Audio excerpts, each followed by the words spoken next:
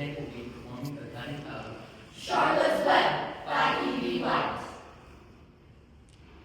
One afternoon in June, when Wilbur was almost 2 months old, he wandered out into a small yard outside the barn. Fern had not arrived for her usual visit.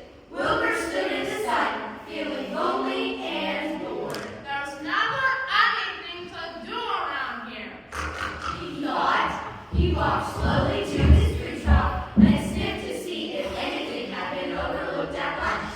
He found a small strip of potato skins and ate it. His back itched, so he leaned against the fence and rubbed against the boards.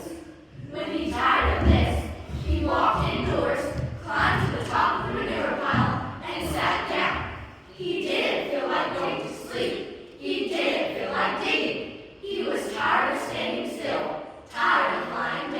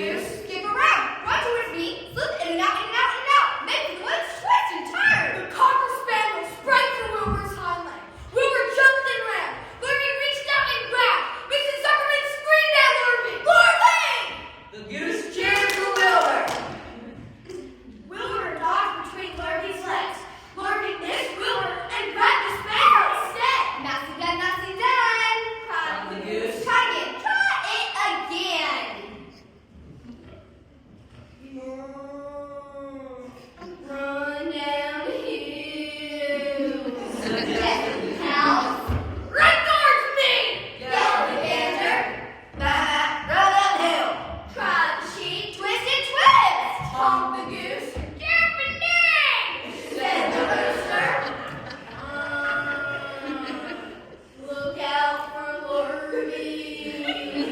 Oh, cows. Look out for Zuckerman! Yelled the gander.